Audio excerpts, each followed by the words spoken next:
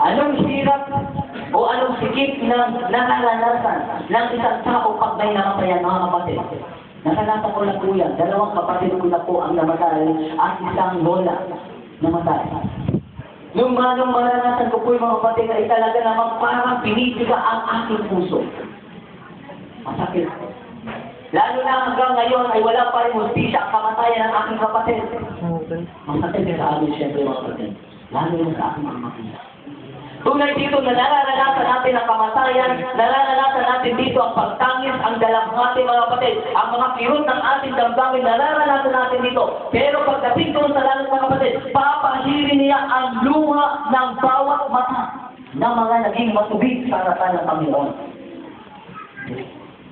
Habang bumababa ang bagong Jerusalem, naroon ang mga banal mga kapatid, nakita nila, no? Nakita nila sa ilan sa baba mga kapatid, yung mga tao na hindi mga banal, yung mga makasalanan. Habang tumatawid sila, ang aking anak hindi lang kasama sa pagkaligtas. Umiiyak siya mga kapatid, naaawa siya dahil yung kanyang mga kabuhay ay hindi naligtas. Tumatawid sila. Pero sabi ng Diyos mga kapatid, papahirin nila ang kanilang mga lupa. Sarap ng mga kapatid. Wala nang dalamhati, wala nang kirot na mararamdaman, wala nang kamatay. Ang mararanasan ng mga taong yun ay buhay wala hanggan. Habang ang isang babae ay nasa loob ng kanyang silid, kasama po ang kanyang mga maliliit na mga anak. Yung kanyang ama ay wala ng trabaho. Yung kanyang panganay na anak ay nagkaroon ng problema sa trabaho, nakulong. Habang kasama niya ang kanyang maliit na anak, talagang naghihirap sa buhay mga kapatid. Naghihirap po siya sa buhay. Ano ang kakainin namin? Ano ang ipapakain ko sa aking mga anak? Paano na ang aming buhay? Mahirap na kalagayan sa liit ng isang kwarto mga kapatid. Nandoon ang isang ang mag-iina. Madilim. Sinarado ang lahat ng bintana sapagkat hopeless na yung babae. Wala na siyang magagawa. Wala na siyang idea kung paano mabubuhay yung kanilang mga anak. Doon po sa loob ng kwarto ay pinasimulan po nilang isara ang bintana, ang pinto upang sipilin ang kanilang mga buhay. Habang pinapakakali po sila, nag-iiyakan ang mga anak, nag-iiyak. Nasa taranta na yung magulang kung anong gagawin, wala na sila na siyang naiisip na ibang parang kung hindi mamatay na lang sila pare-pareho. Simulan po niya pinuksan yung tangke ng gas. Ang tawag doon. Gasol. Binuksan po niya yung gasol at pagkatapos kumapay lang na yung hangin ng gasol mga kapatid doon sa loob ng kwarto. At simulan na nalalanghap ng maliit na bata at hiyak ng nanay na ito. Umiiyak ang mga anak sa sobrang gutom. At yung nanay talagang walang alam na gagawin mga kapatid. Wala nang kapag-aral.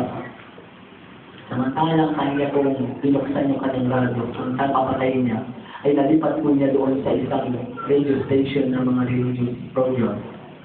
Sabi po din sa kanta, tumingin ka sa langit, pagkat ang dunang pag-asa, ang mga bagay sa lupa ay nagdudulot ng luha. Tumingin ka sa langit, pagdating ay malapit na, ulitin mo itong awit, pagdating ay malapit na. Nung marinig ito ng babae mga kapatid ay talagang napagdapat yung kanyang damdamin, binuksan niya po yung kanyang bintana at pautay-utay na nawawala yung lakong doon po sa kanyang tahanan at siya tumingin sa langit at umiyak. Dahil alam niya, pagkakataon niyo ay merong Diyos na tutulong sa kanila sa napakahirap na sitwasyon ng kanyang buhay. Kahirapan, problema, pinaranas natin. Pero doon sa bagong langit mga kapatid, ay mararanasan po natin ay tunay na kaligayahan sa piling ng Diyos. Okay na. Tingnan po natin ang Isaiah chapter 32 verse 18. Ang sabi po nito, at ang bayan ko ay maninirahan sa payapang tahanan at sa mga ligtas na tirahan at sa mga tiwasay na dakong pahingahan. Okay. Kapag ikaw ay merong pusa, halos hindi ka makalabas ng iyong bahay. Diba? Kapag ikaw ay merong nagawang hindi maganda sa iyong kapwa, ay hindi mo masubukang maiakbang ang iyong paa sa inyong pinto sapagkat nanganganib ang iyong buhay. Pero doon mga kapatid, sa langit ng inyanda ng ating Panginoon, payapang tahanan, na tirahan ng mga nagsapat sa Panginoon. Ano pa po kaya ang ating gagawin? Mga kapatid, ano kaya ang plano natin na maggaganap sa ating buhay? Ang sabi po rito, wala na po doon na mababangis na hayop din. Okay? May kalugtong pa po ba yan sa Isaiah chapter 65 verse 25? Ang sabi doon, ligtas yung ating tahanan mga kapatid, ano? Ang sabi po dito sa Isaiah chapter 65 verse 25, ang aking bukas at ang kordero ay manghilaing magkakasama at ang iyon ay kakain ng dayami na gaya ng baka at alabok ang magiging pagkain ng ahas sa sila hindi mananakit na manihiraman sa lakas kung banal na dako bundok sabi ng Panginoon. Ito ang kalagayan. Noong panahon ni Adan at Eva, nung nilangin ng Panginoon sa isang magandang pagkalalakan sa likod ng mga patay, doon yung mga leon, di ba? Hindi naman nangahabol. Doon yung mga buhalang hindi naman nananakman. Doon ang mga usan hindi nanunuwag mga kapatay. Yun po ang pagkalalang ng Diyos, napakaganda. Yung mga aso noon ay, maaari ko may mga aso noon ay hindi naman nangahabol. Diba? Lahat ng mga hayop na nilikha ng Panginoon ay nasa magandang buhay. Okay? Hindi nananakit, hindi nangangagat, hindi mababangis. Pero ngayon mga kapatid, ultimo langgam, masakit makagat. No? Ultimo langgam na napakaliit. Talagang masakit. No? Sa sobrang laki natin ay kayang-kaya natin kirisin. Ay ano pa kaya yung leon ngayon? No? Mas maliit ang ngipin ng langgam. Masakit na mga gat. Ano pa kaya yung mga kapatid? Sa panahon natin ngayon, masakit. No, mga gat, mababangis. Pero doon sa inanda ng Panginoon, lahat ng mga uri ng hayop na ito mga kapatid. No? Ay ano po, ay para lamang sila maaamo lahat, mahahawakan natin, hindi natin mararanasan ang kanilang kabangisan, no? Ang kanilang mga himagsik, no? Yung kanilang pananakit, yung kanilang paninira, hindi po niya mararanasan doon, sapagkat doon lahat ng mga hayop na dalang ng Panginoon ay maaamo. No? Ang sarap, manahan doon mga kapatid, kaya inaayahan ko po kayo, inaasamin ang tahanan iyon na inihanda sa atin ng ating pong Panginoon. Okay, ano po ang magiging pagsamba ng bayan ng Diyos sa banal na syudad? Buksan po natin sa Isaiah chapter 66, verse 22 hanggang 23. Ito na po siguro yung huling talata ng ating pong babasahin.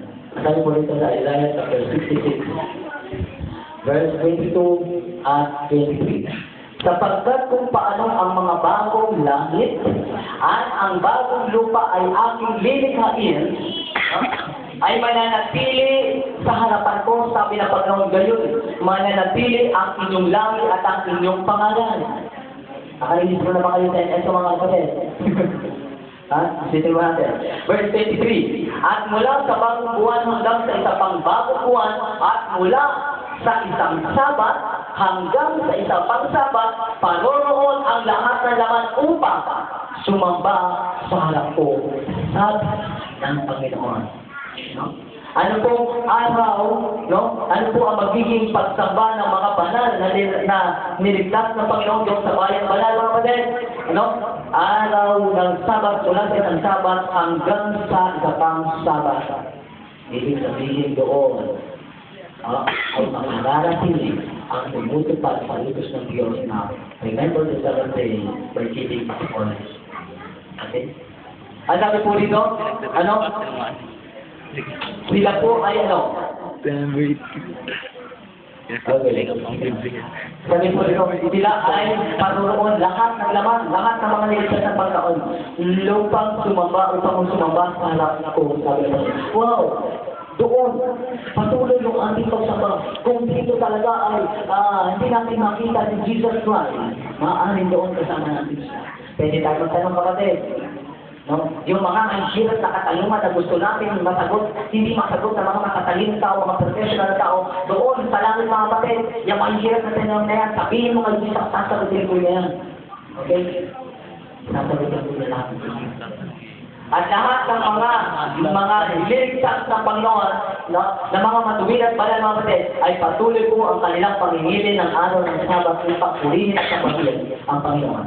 Ngayon, ay sanalin po natin ang ating mga sarili, no, sa isang buhay ng pagpapakabanal at pagpapatuwid. Dahil nalalaan sa atin ngayong gabi ang inihanda ng Panginoon at tangalan mga kapatid. At yun ay inaasahan ng Diyos na kayo'y makasama mga kapatid. Bawat isa sa inyo, mapabasa, kabataan, at mga magulang, inaanyayahan kayo at sabik na sabik ang Diyos na makita ang inyong mga mukha doon. Ang mukha ko, ewan ka lang no? Ayaw niyo ba ako nandun? Gusto ko nandun ako. Mga minamahal ko mga kapatid, lahat tayo ay inaanyayahan ng Diyos na pumasok po tayo sa kanyang kaharian. Bago maganap yun, ipasa ko ang ating mga sarili sa kanya. Pagpalain po tayo.